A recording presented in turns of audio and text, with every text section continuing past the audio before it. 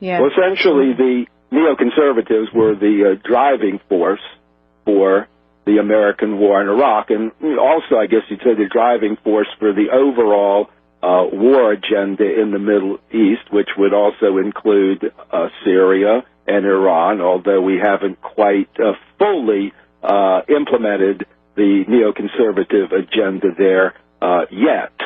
The neoconservative position has been closely tied with that of the Israeli right, that is, the Israeli Likudniks. And the fundamental goal of their strategy has been to weaken and destabilize Israel's enemies. And the goal is not simply to really only weaken Israel's external enemies, but by so weakening Israel's external enemies to also weaken Israel's internal enemy, the Palestinians. And perhaps many on the Israeli right perceive the Palestinians to be Israel's greatest danger, the threat to the Jewish state itself, not a threat in terms of weapons or anything, but a demographic threat. If these other Arab and Islamic states are weakened, they would not be able to provide any material or moral support to the Palestinians. If the Palestinians were weakened, they would be unable to resist and would ultimately accede to any type of solution that the Israeli government offered them.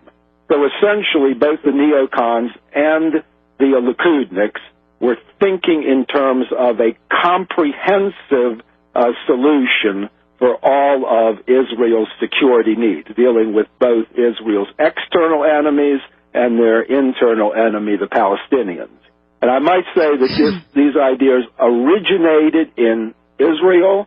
For example, in 1982, Oded Yinon put forth such ideas that Israel should use its military power to destabilize and fragment Israel's enemies. This was put forth, as I said, in 1982 during the Begin administration, when, of course, Begin did invade Lebanon, and perhaps that was, though it failed, some historians have contended there was a broader plan intended there to affect more of the Middle East to advance Israeli security. I might say that the late Israel Shahak translated Yinon's study and into English, and the name of the translation was the Zionist Plan for the Middle East.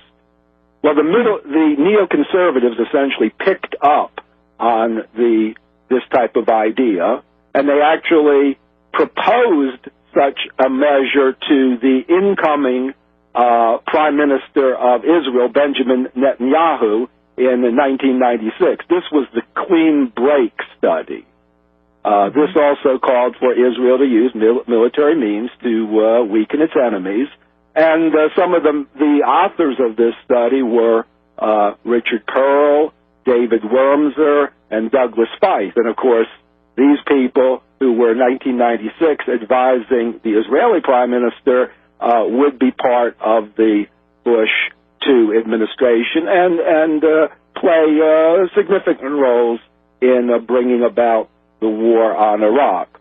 Just wanted to point out that in both Yinon and study and a clean break, there was an emphasis on attacking Iraq first, that Iraq was a key, let's say, a geostrategic location for Israel to destabilize all of its enemies in the Middle East.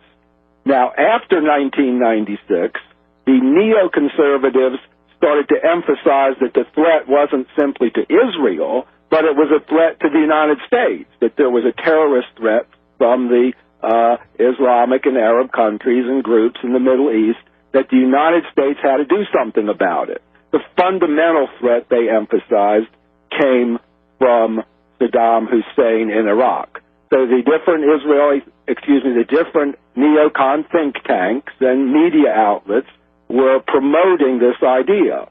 However, the neocons wouldn't really be able to have the U.S. government implement this plan until they would become part of the executive branch.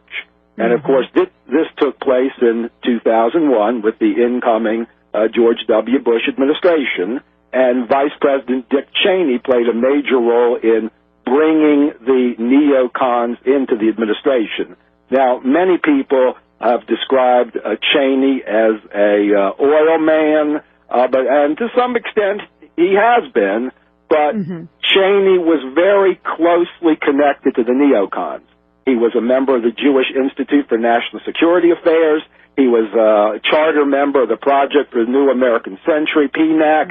His wife, Lynn Cheney, has worked for the American Enterprise Institute. So Cheney did have this connection to the neocons, brought him aboard. However, initially, at the beginning of the Bush administration, the neocons were still, they didn't hold the top rung. They couldn't get what they wanted. They couldn't get a war in Iraq, which they were pushing. They couldn't get that pushed through right away because they were checked by Secretary of State Colin Powell and the State Department bureaucracy. Many other career bureaucrats and military brass were cool about such a military attack. So it wasn't until 9/11.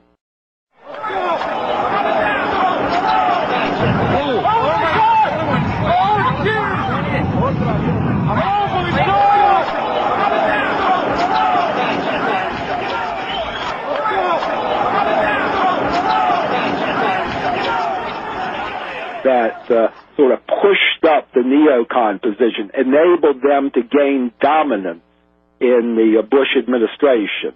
The 9/11 sort of frightened the American people. It also made them angry. They wanted to strike out at their enemies, although they weren't quite sure who the enemy was. Many American people confused Osama bin Laden with Saddam Hussein.